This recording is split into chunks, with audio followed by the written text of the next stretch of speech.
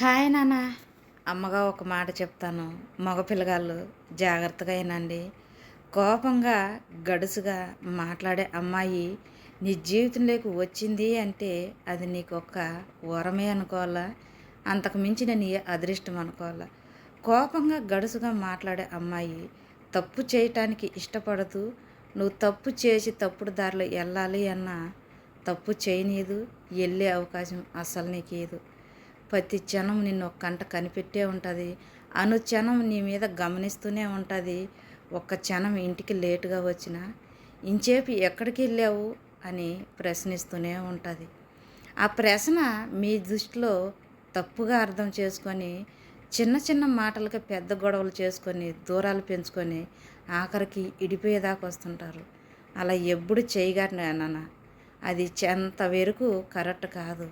నీ మీద చెప్పలేనంత ప్రేమ ఆ మనిషిలో ఉంది కాబట్టే నా నుంచి ఎక్కడ దూరం అయిపోతాడో అన్న బాధతో ఆ ప్రేమతో నిన్ను అనుక్షణం వెంటాడుతూ నిలదీసి మాట్లాడుతుంది.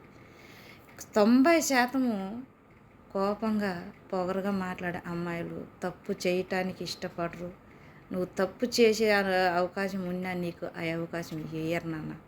అలాంటి అమ్మాయి ఉంటే వస్తుంటాయి చిన్న చిన్న గొడవలు, కానీ మామూలే.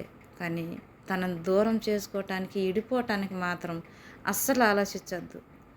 చాలామంది భర్తలు ఇంట్లో నుంచి ఎప్పుడు బయటికి వెళ్ళిపోతారని ఎదురు చూసి ఆడవాళ్ళు కూడా ఉన్నారు. ప్రేమ లేని మంచి మగవాణ్ణి చేర్చగా వదిలేస్తుంది. మగవాని మీద మగవుని మీద ప్రేమ ఉండే మనిషి వదిలిపెట్టదు నాన్న. అనుక్షణము ఒక కంట కనిపెట్టే ఉంటుంది. ఎక్కడ వెళ్ళి ఏడ తప్పుడు దారిలో వెళ్ళి చెడిపోతాడో, నాకు దూరం అయిపోతాడో అన్న భయము, బాధ, ప్రేమ అవి ఉన్న మనిషే నిన్ను అనుక్షణము గమనిస్తుంటుంది. మరి అలా గమనించే మనిషి నీ తోడు ఉంది అంటే నీ పక్కన ఇంకెవరు లేకపోయినా అలాంటి తోడు ఉంటే బ్రతికేస్తావు. నీ ఇష్టంగా వదిలేస్తే ఆఖరికి ఎటు వెళ్ళిపోతావో తెగిన గాలి పట్టిమలా. అలా వెళ్ళిపోయే వాళ్ళు కూడా ఎంతోమంది ఉన్నారు. ఇష్టంగా భర్తను వదిలేస్తారు, వాళ్ళ ఇష్టంగా వాళ్ళు బ్రతుకుతారు. మరి తన అలా బ్రతకటానికి ఇష్టపడకే బ్రతికితే నీతోనే బ్రతకాలి, సస్తే నీతోనే సావాలి అనుకునే అమ్మాయి మాత్రమే నిన్ను వెంటాడుతూనే ఉంటుంది. ఒక క్షణం కూడా మర్చిపోదు. అది ఒక్కటి ఆలోచించుకోండి నాన్న. జాగ్రత్త మరి.